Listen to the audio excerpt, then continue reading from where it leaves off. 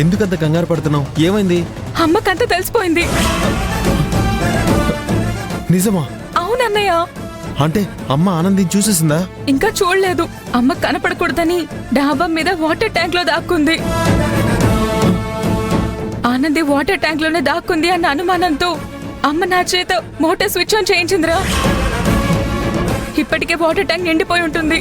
అయ్యో, అసలే ఆనంది కొంట్లో బాలేదు. ఛ!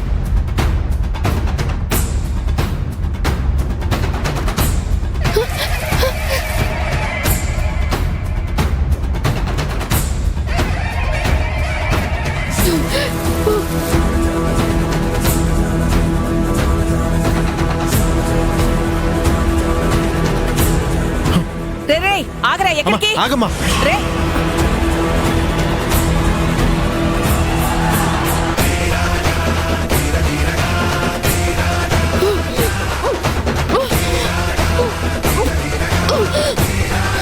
ఆనంది,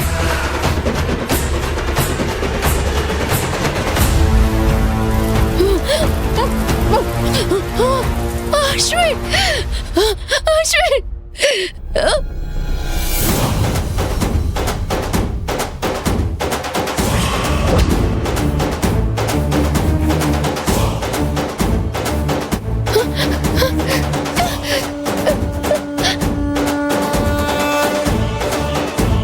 పిచ్చి పట్టిందా నీకు?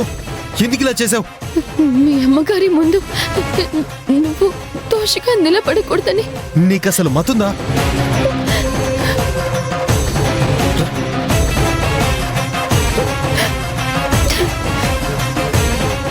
ఆగరా. ఏంట్రా ఇది? ఎన్నాళ్ళ నుంచి అమ్మాయి మన ఇంట్లో ఉంటుంది? తర్వాత చెప్తానమ్మా. లేదు, ఇప్పుడే నాకంతా తెలియాలి. హాస్టల్లో చిన్న ప్రాబ్లం అయ్యి ఆనంది బయటికి రావాల్సి వచ్చిందమ్మా.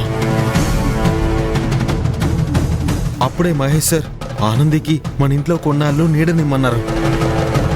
ఇచ్చాను, అదే జరిగిందమ్మా. మరి ఈ విషయం నాతో చెప్పకుండా ఎందుకు దాచావు?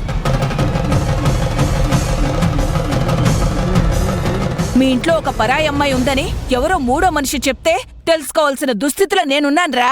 దయచేసి నేను చెప్పేది అర్థం చేసుకోమ్మా. నోరు ముయిరా. నా కొడుకుని నేను చాలా ఉన్నతంగా పెంచాననుకుంటున్నాను. అలాంటిది నాకు తెలియకుండా ఇంత నాటకం ఆడతావా?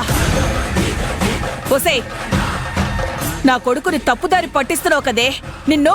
అమ్మా, ఏదైనా అంటే నన్నను, అంతేగాని ఆనందిని ఏమనద్దు.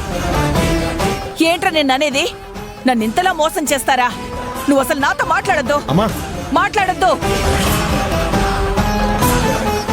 ఏమే, పెళ్లి కావాల్సిన దానివి నిన్ను వాడు ఉండమంటే ఎలా ఉన్నావు? అసలు నీకు బుద్ధుందా? ఎలా పెంచారే మీ వాళ్ళు? ఛీ, పోవే బయటికి. అమ్మా, పదవే బయటికి.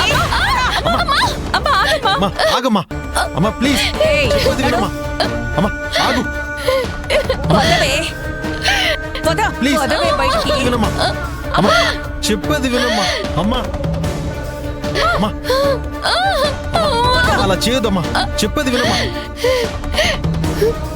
ప్లీజ్ చెప్పేది విను. రేయ్, వదలరా నన్ను. పద.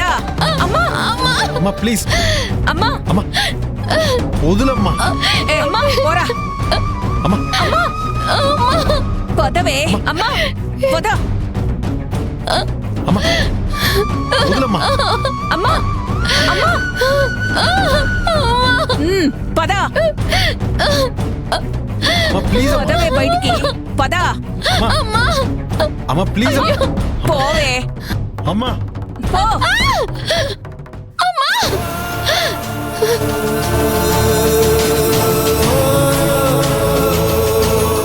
ఆనంది, ఆనంది, ఆనంది, రేయ్, నీకేం కాలేదుగా? వదలరా దాన్ని. వదలరా. అమ్మా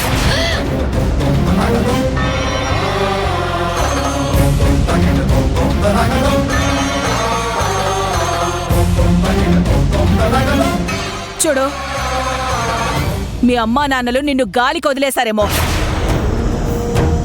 కానీ నా కొడుకు అలాగా కాదు. వాణ్ణి నేను క్రమశిక్షణతో పెంచాను. మా కుటుంబానికి పరువు మర్యాదలున్నాయి. ఇక మీదట నీ నీడ కూడా నా కొడుకు మీద పట్టానికి వీల్లేదు.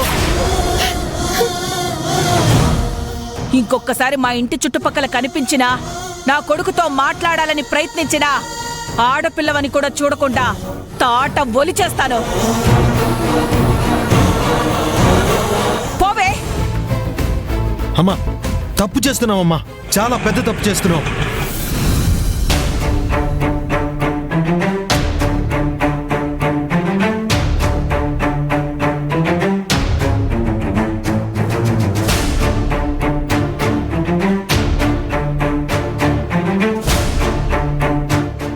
వచ్చారా అండి?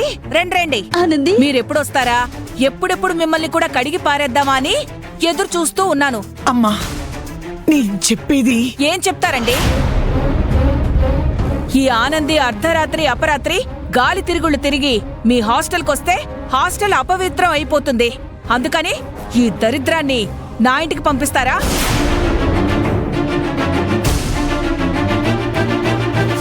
నాకు తెలియక అడుగుతున్నాను. ఈ ఆనందియేనా? మిగిలిన ఆడపిల్లలందరూ హాస్టల్కి అర్ధరాత్రే వస్తుంటారా? వీళ్ళ తల్లిదండ్రులు ఈ ఆడపిల్లల జీవితాన్ని నీ చేతుల్లో పెడుతూ ఉంటారు. వాళ్ళకి బుద్ధి లేదు, వాళ్ళని జాగ్రత్తగా చూసుకోవాలన్న జ్ఞానం నీకు లేదు. నువ్వు ఒక వార్డెన్వి. తప్పు చేసింది నేను.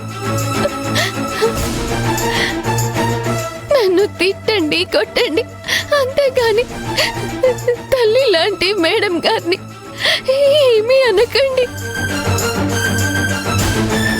అసలు తప్పు ఆనందిది కూడా కాదు, నాది.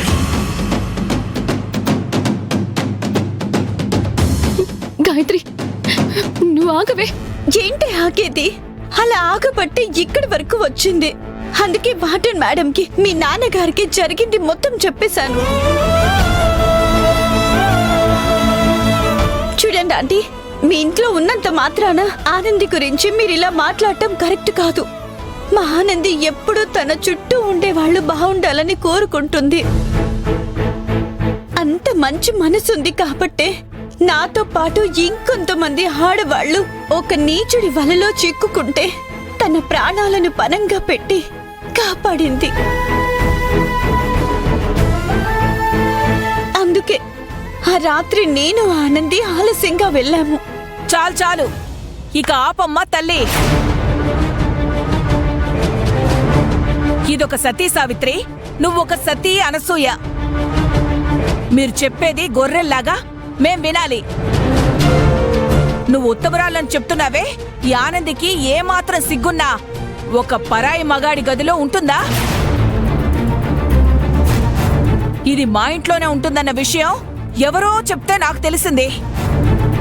అంటే ఇప్పటిదాకా మీకు తెలీదా? నేను తెలుగులోనే కదా చెప్పాను.